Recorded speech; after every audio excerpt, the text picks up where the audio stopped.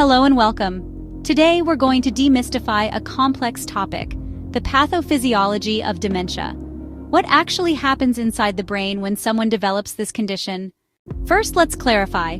Dementia isn't a single disease, it's an umbrella term, a broad category for a decline in mental ability that's severe enough to interfere with daily life.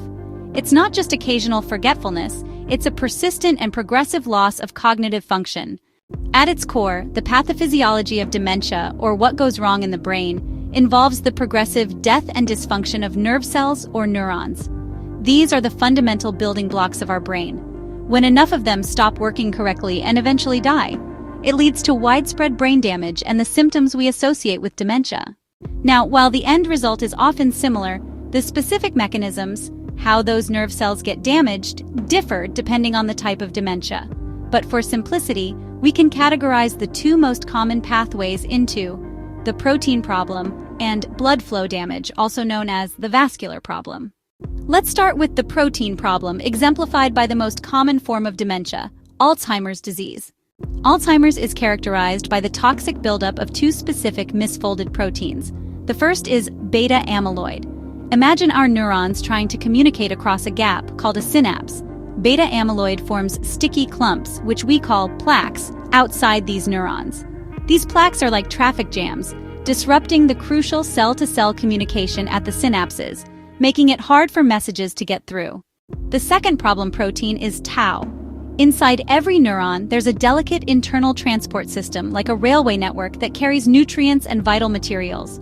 Tau proteins normally stabilize this system, but in Alzheimer's, they become abnormal, forming twisted fibers called tangles inside the neurons. These tangles disrupt the neuron's entire internal transport, cutting off its supply lines. Together, these plaques and tangles first appear in areas crucial for memory, like the hippocampus, which is why memory loss is an early symptom. They then spread throughout the brain. The damaged neurons lose their ability to communicate, metabolize, and repair themselves, eventually causing them to die. This extensive cell death leads to the brain tissue actually shrinking, a process called atrophy.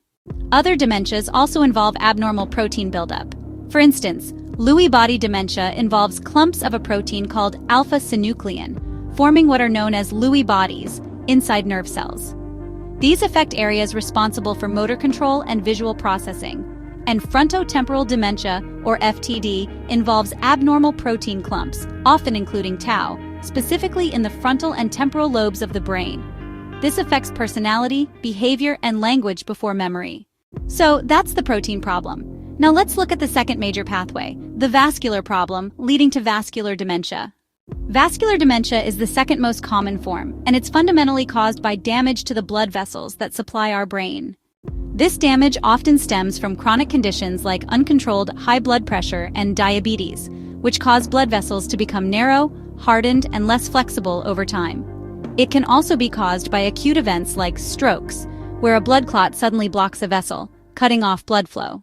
The effect is critical. These narrowed or blocked vessels reduce, or even completely cut off, the supply of vital oxygen and nutrients to parts of the brain. Without these, the brain tissue in the affected area dies, forming tiny damaged spots called infarcts. This loss of brain cells due to lack of blood supply directly leads to cognitive decline. Thanks for watching. If you found this video helpful, don't forget to give it a thumbs up and hit the subscribe button for more easy-to-understand science videos. Got questions or topics you want us to cover next? Drop a comment below. Stay curious and see you in the next video.